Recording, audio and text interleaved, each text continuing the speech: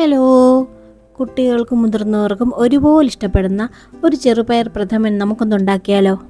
അപ്പോൾ വീഡിയോയിലോട്ട് പോവാം. ആദ്യം ചുവട് കട്ടിയുള്ള ഒരു പാത്രം അടുപ്പിൽ വെച്ച് ചൂടാക്കണം. 1 കിലോ ചെറുപയർ പരിപ്പ് പച്ചമണം മാറി മൂത്ത മണം വരുന്നത് വരെ മീഡിയം ഫ്ലെയിമിട്ട് ചൂടാക്കണം.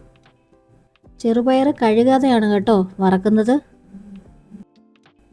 ചെറുപയർ ചെറുതായിട്ട് മൂത്ത് വരുമ്പം അതിൽ നിന്ന് 1 കപ്പ് ചെറുപയർ നമ്മൾ മാറ്റി വെക്കണം. പ്രഥമൻ കുറുകുന്നതിന് വേണ്ടിയിട്ടാണ് ഇത് നമ്മളിങ്ങനെ മാറ്റി വെക്കുന്നത്. ഇനി ബാക്കിയുള്ള ചെറുപയർ നന്നായിട്ട് മൂപ്പിച്ചെടുക്കണം. ഇവിടെ പായസത്തിൽ കുറച്ച് ചെറുപയർ കടിക്കാൻ കിട്ടുന്നതാണ് എല്ലാവർക്കും ഇഷ്ടം. അതുകൊണ്ട് ഞാൻ കുറച്ച് അധികം മൂപ്പിക്കുന്നുണ്ട്. അധികം മൂപ്പിക്കേണ്ടെങ്കിൽ ചെറിയ കളർ വ്യത്യാസം വരുമ്പോൾ തന്നെ നമുക്കിത് ഓഫ് ചെയ്യാം.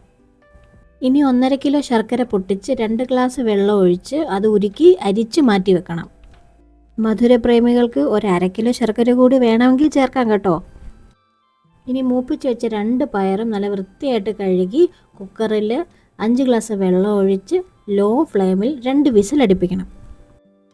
ഇനി കുറച്ച് അണ്ടിപ്പരിപ്പ് നെയ്യിൽ വറുത്ത് മാറ്റി വെക്കണം. ഇവിടെ മുന്തിരിയൊന്നും പായസത്തിൽ ഇടുന്നത് അത്ര ഇഷ്ടമല്ലാത്തതുകൊണ്ടാണ് ഞാൻ ഇടാത്തത്. ഇഷ്ടമുള്ളവർ മുന്തിരിയും ഈ കൂട്ടത്തിൽ വറുത്ത് മാറ്റി വെക്കണം കേട്ടോ. ഇനി ഉരുളി ചൂടാകുമ്പോൾ ആവശ്യത്തിന് നെയ്യ് ഒഴിച്ച് അത് ചെറുതായിട്ട് ചൂടായി വരുമ്പോൾ നമ്മൾ നേരത്തെ ഉണ്ടാക്കി വെച്ചില്ലേ ശർക്കരപ്പാനി, അത് അരിപ്പയിൽ അരിച്ച് ഈ നെയ്യിലോട്ട് നമ്മൾ ഒഴിച്ച് ചേർക്കണം.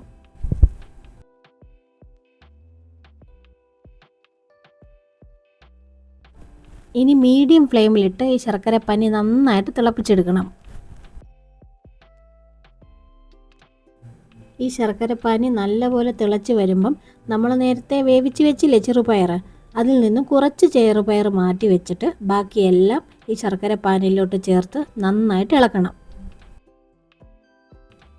ആ മാറ്റി വെച്ച ചെറുപയർ നന്നായിട്ട് തവി വെച്ച് ചേർത്ത് ഉടച്ച് അതും കൂടെ ഈ ഉരുളിലോട്ട് ചേർത്ത് നന്നായിട്ട് ഇളക്കണം കേട്ടോ. അത് ഞാൻ വീഡിയോ എടുക്കാൻ വിട്ടുപോയി.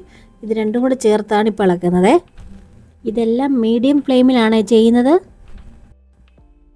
ഇതുപോലെ കുമിള വരുമ്പം നമുക്ക് കുറച്ച് നെയ്യ് കൂടെ എൻ്റെ കൂടെ ചേർക്കാം. എന്നിട്ട് നല്ലപോലെ അടി ചേർത്ത് കുറച്ച് നേരം നമ്മൾ ഇളക്കണം.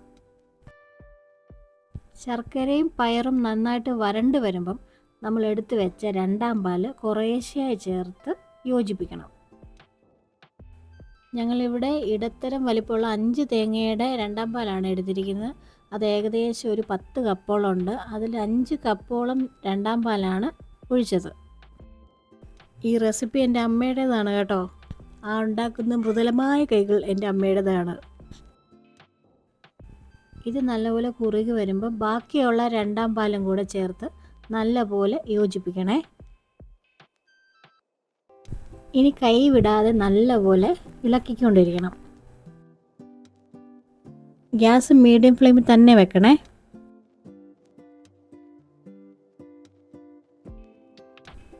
തിളപ്പിച്ച് പകുതിയോളം വറ്റാറാവുമ്പം നേരത്തെ കാച്ചി വെച്ച പശുവിൻ്റെ പാല് അരിച്ച് ഇതിലോട്ട് ചേർക്കണം. പാല് തിളപ്പിച്ചത് പായസം പിരിഞ്ഞു പോകാതിരിക്കാൻ വേണ്ടിയിട്ടാണ് കേട്ടോ. ഇനി നല്ലപോലെ ഇളക്കി ചേർക്കണം. ഇനി 1ാം പാലിൽ കുറച്ച് ഏലക്കാപ്പൊടി പൊടിച്ചത് ചേർത്ത് മിക്സ് ചെയ്ത് റെഡിയാക്കി വെക്കണേ. ഇവിടെ ഏകദേശം ഒരു 3 കപ്പോളം 1ാം പാല് കിട്ടിയായിരുന്നു. പരിപ്പ് എല്ലാം കൂടി തിളച്ച് യോജിച്ച ശേഷം നമ്മൾ നേരത്തെ എടുത്ത് വെച്ച 1ാം പാല് ഇതിലോട്ടൊഴിച്ച് ഇളക്കാതെ തീ അപ്പം തന്നെ ഓഫ് ചെയ്യണേ. നമുക്കിത് കാണുമ്പോൾ ഇളക്കാനൊരു ടെൻഡൻസി വരും, പക്ഷേ ഇളക്കരുത്. ഇനി ഇതിലേക്ക് നേരത്തെ മൂപ്പിച്ച് വെച്ച അണ്ടിപ്പരിപ്പൂടെ ചേർത്ത് ഒരു 10 മിനിറ്റ് ഇളക്കാതെ നമുക്ക് വെയിറ്റ് ചെയ്യാം.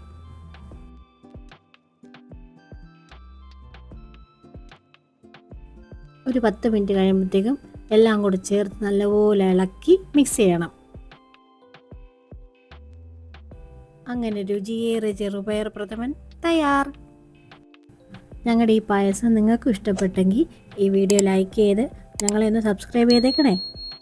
അപ്പം മറ്റൊരു വീഡിയോ ആയിട്ട് വീണ്ടും കാണാം. ബായ്.